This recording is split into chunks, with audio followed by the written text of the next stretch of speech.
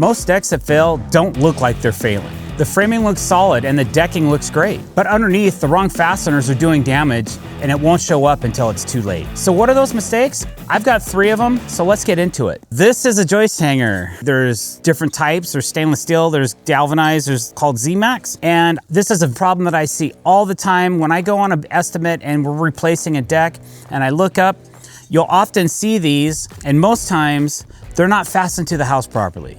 So what I see is somebody took some of these and they went to your local home center and bought just whatever fastener happened to be on the shelf, probably the least expensive one that they could possibly find. There was no rhyme or reason to the length of the fastener or the shank. This is actually a composite deck screw. I've seen worse than this. I've actually seen drywall screws used for joist hangers. Don't ever use these for joist hanger screws. It's wrong because this screw is not designed to withhold the shear strength or the loading that needs to be held to the house with weight or with motion, okay?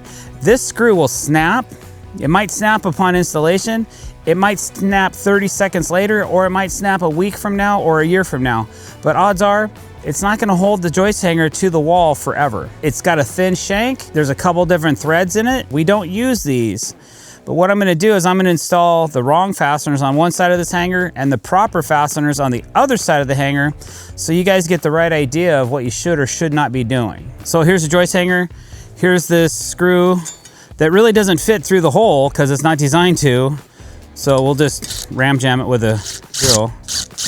There you go. Now you can see right here, this screw head is not sitting properly. It's creating a cut point. So if things try to move, it's gonna try to snap the screw off right there on the head. You could also snap the head completely off. It also has little cutter heads on it. As I spin this, you can kind of see them that might try to cut into the metal. None of that's designed properly or right. Another thing I've seen is a Phillips head, just a short screw like this. Could be a Phillips, could be a square drive, just like so. Kind of the same problem that this other screw has, where it's not seated properly on the hanger, not designed for that. On the other side, we have joist hanger nails. These are made by a company called Grip-Rite, and you'll see that there's a 10 stamped in the top of each of these nails. That stands for 10D. Which is the proper shank diameter that you need to install a joist hanger nail into a joist hanger. These particular nails are designed to go through a gun, okay? I don't have the gun here today, but you can still use them as standard nails. Now this joist hanger nail, properly installed, you can see it's seated properly. It sits nice and tight on the joist hanger, as it's supposed to. It also has a proper shank that will sway in certain circumstances like an earthquake, and also has shear, so a thickness of the diameter of the shank. So if this joist hanger tries to pull on it, it's not gonna break it. So that's industry standard. And they're also called a Tico nail, T-I-C-O. I just call them a joist hanger nail, but you can't use a short Tico nail. And I've seen this before as well, where guys will just put one of these through the side. It's not the right length. It's designed to use a 3-inch Tico or a 10D nail, or you can also use a 2.5-inch structural screw. These are made by Strong Tie. It's a structural drive screw, and there's actually, this one's a little old, but it has a imprint in the top of the screw, so the building inspector can see it says 2.5 on there, so that he knows you've got the right length screw going in here. They also make a short one like so that goes in like this. And again, this fastener seats properly on the side of the joist hanger like the nail does. So usually when we're doing this, we're doing a combination. Sometimes we use the screws, but they are more expensive. We do have a gun that runs these nails. So we'll often hang the joist hanger to the ledger with the nails, and then we use the proper length structural drive screw through the sides. This is called dual shear fastening. So as you screw this in, it goes through the joist and into the ledger board. I mean, you're putting 4 of those in each joist, and they are staggered on height so that they don't cross over at the same height and can intersect one another. That's the proper fasteners that you need to use on your joists. Laying out a deck frame used to be a 2-person job. Now I do it alone, and it's more accurate than it ever was. You know the drill. One person sets the laser, another holds the rod and calls out measurements across the site. 57 and an 8.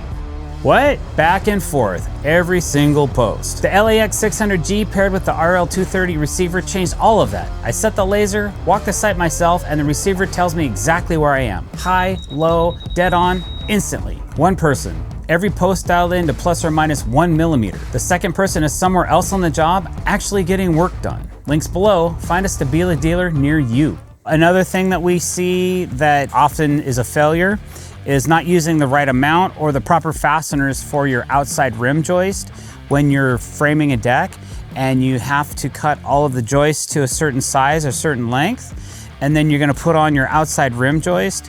So it's right here and it's ready to go in. And I've seen short nails, I've seen casing nails, I've seen all kinds of funky stuff. I've seen deck screws before used for this.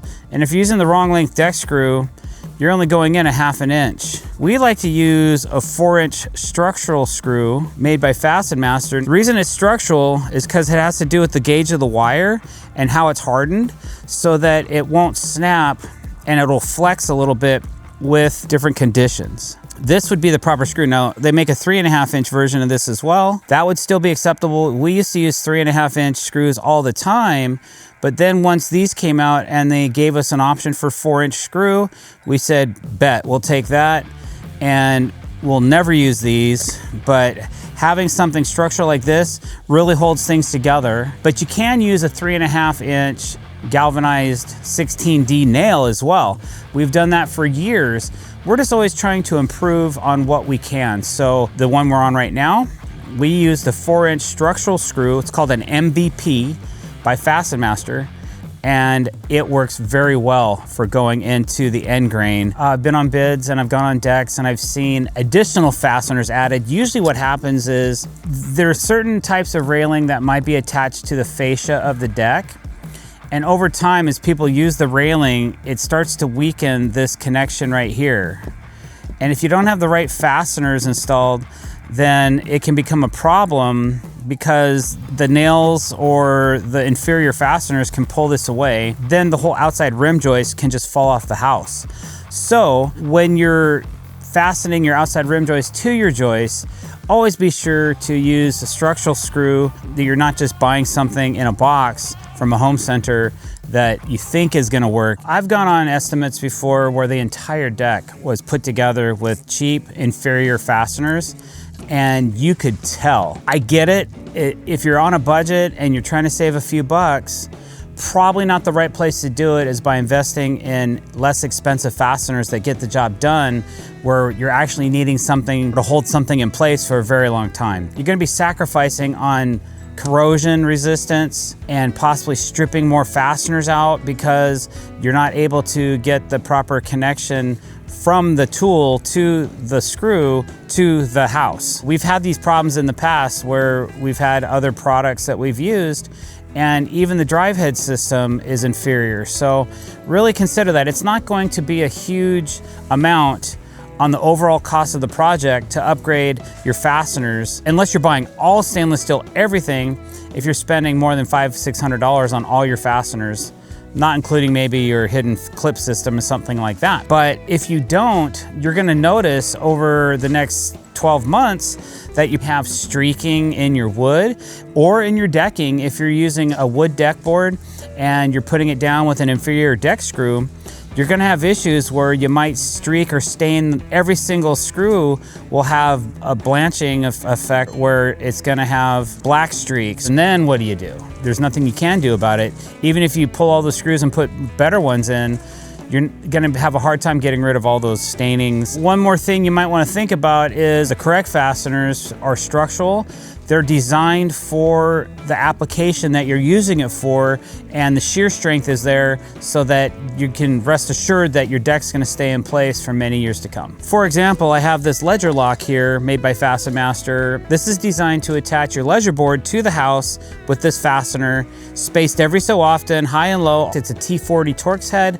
We like the flush design of these. They make a couple different types, but this is the one that we use all the time. It's a specific color, so all the building officials and jurisdictions understand it when they come out and look at the deck. As long as these are spaced according to your plan, choosing the right fastener is actually one of the most important things that you can do when building your deck. They literally hold everything together, so make sure you're choosing the right ones.